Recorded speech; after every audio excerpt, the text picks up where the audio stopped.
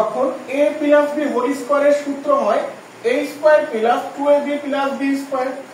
আবার একই ভাবে a plus b whole square সমান a minus b whole square plus 4ab। তো এখন তোমার মাথায় প্যাচ লেগে যায় যে ভাইয়া এখানে কোনটা অ্যাপ্লাই করব অঙ্কের মধ্যে, বা এই সূত্রের সাথে দেখো এইটা মিল আছে। তো এই যে কনফিউশন গুলো আসলে আমাদের তৈরি হয়, এই কনফিউশন গুলো যাতে আর না থাকে এই জন্য তুমি কাইন্ডলি আজকের ক্লাসটা দেখো ভাই, তোমার এই বিষয়ে আর কোনো প্রশ্ন থাকবে না, তুমি সমস্ত সূত্র অনুসিদ্ধান্ত করে বুঝতে পারবা কোনটা কেমন। তো চলো আমরা ফার্স্টে একটা একটা করে প্রত্যেকটা ব্যাখ্যা দেখব। তো আমাদের প্রথম যেটা দেওয়া ছিল a plus b whole square সমান a square plus 2ab plus b square. তো এইটার এক নম্বরের সাথে এইটার এক নম্বর মিল আছে। তো এখন আমরা দেখি আসলে এইটা থেকে এই অনুসিদ্ধান্ত কিভাবে আসে। তো ফার্স্টে যদি এটা আমরা লিখে নিই এক নম্বর, দেখো a plus b whole square সমান a square plus 2ab plus b square. তো এখন আমরা a স্কয়ার লিখে এইখানে লিখে দেব minus 2ab plus b square. আমাদের প্রশ্নে ছিল প্লাস 2ab, আমরা নিয়েছি মাইনাস 2ab।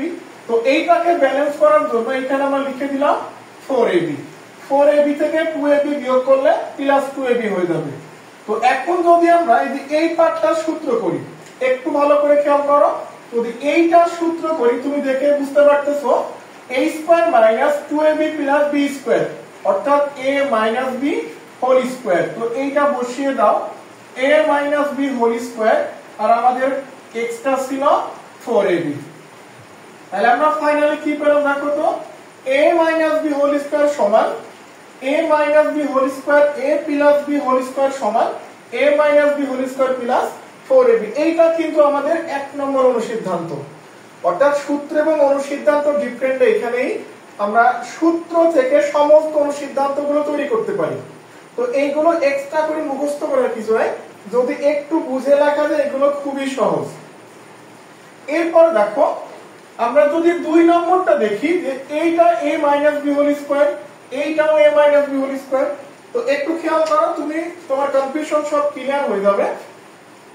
তো আমরা দুই নম্বরের ক্ষেত্রে a minus b whole square সমান, আমরা এখান থেকে জানি a square minus 2ab plus b square.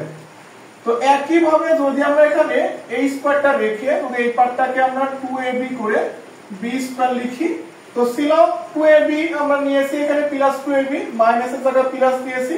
তো এটা ব্যালেন্স করার জন্য আমরা মাইনাস 4ab লিখে দিলাম, কারণ মাইনাস 4ab থেকে 2ab বিয়োগ করলে মাইনাস 2ab হবে। এইবার একটু যদি খেয়াল করো, এখানে দেখতে পাচ্ছি আমরা যে এই পার্টটা কিন্তু আবার একটা সূত্র হয়ে গেছে, a square plus 2ab plus b square. অর্থাৎ এটার সূত্র আমরা জানি a plus b whole square. তো এখানে লিখে দিলাম a plus b whole square minus 4ab, আর বাম দিকে আছে আমাদের a minus b whole square. তাহলে আমরা এখান থেকে দ্বিতীয় সূত্রটা প্রুভ করতে পারলাম, দ্বিতীয় অনুসিদ্ধান্ত, যে a minus b whole square সমান a plus b whole square minus 2ab। এখন আসলে আমরা যে কথাটা ফার্স্টে বললাম যে অঙ্কে কিভাবে বুঝবো কোনটা বুঝবে, যদি প্রশ্নের ক্ষেত্রে মান নির্ণয় করতে বলে, আমি আবারও রিপিট করছি, যদি মান নির্ণয় করতে বলে তাহলে আমাদের ম্যাক্সিমাম জায়গায় এই অনুসিদ্ধান্তগুলো লিখতে হয়। অর্থাৎ যখনই মান নির্ণয় করতে বলবে তখনই তুমি অবশ্যই অবশ্যই অনুসিদ্ধান্তগুলো লিখবা। তো এই ছিল আমাদের প্রথম দুইটা ব্যাখ্যা। এখন দেখবো আমরা 3 নম্বর অনুসিদ্ধান্তটা কিভাবে আসে। তো খুবই সহজ, আমরা একটু বোর্ডটা ক্লিন করে নিই।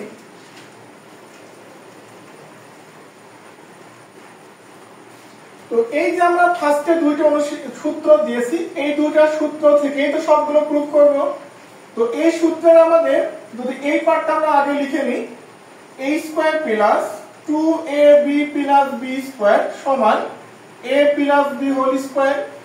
আর এইটা দেখো a square minus 2ab plus b square সমান a minus b whole square.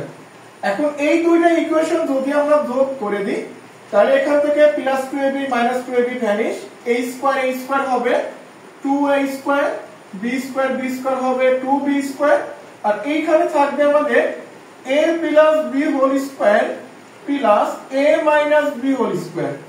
তো যদি তুমি 2 টা কমন নাও তাহলে 2 into a square plus b square সমান a plus b whole square plus a minus b whole square.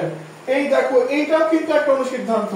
এই যে আমরা একটা লাইন পেয়েছি, এই লাইনটাও কিন্তু আমাদের অনুসিদ্ধান্ত।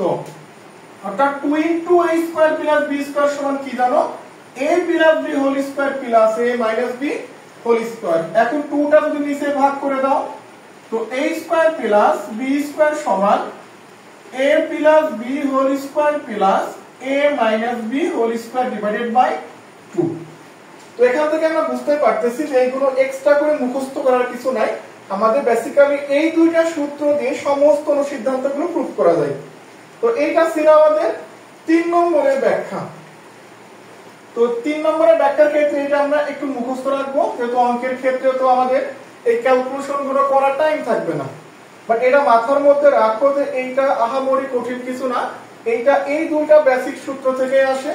বাট পরীক্ষার হলে তো আমাদের এই ক্যালকুলেশন করার টাইম পাবো না, তো এই জন্য আমরা এটা মুখস্থ রাখবো। আর প্রসেসটা যদি জানা থাকে এটা তোমার জন্য ভালো, কারণ যদি ভুলেও যাও তখন তুমি এখান থেকে এই অনুসিদ্ধান্তটা বের করে নিতে পারবে। তো এখন আমরা এই 4 নম্বরটা দেখব। আমরা 4 নম্বরের ক্ষেত্রেও সেম কাজটা করব। আমরা 4 নম্বর এই যে 4ab অনুসিদ্ধান্ত দেওয়া আছে, আমরা এইটার ক্ষেত্রে দুইটা ইকুয়েশন বিয়োগ করব। অর্থাৎ 1 নাম্বার থেকে 2 নাম্বার বিয়োগ করব। তো বিয়োগ করলেই তো নিচের ইকুয়েশনের চিহ্ন চেঞ্জ হয়ে যায়। তো এটা মাইনাস, এটা প্লাস, এটা মাইনাস, এটা হবে আমাদের মাইনাস। তো এখন কিন্তু আমাদের এই যে এইগুলো সব ভ্যানিশ হয়ে যাচ্ছে। a square vanish, b square vanish. তাহলে আমাদের এই 2ab মোট মিলাইলে হবে 4ab equal a plus b whole square minus a minus b whole square.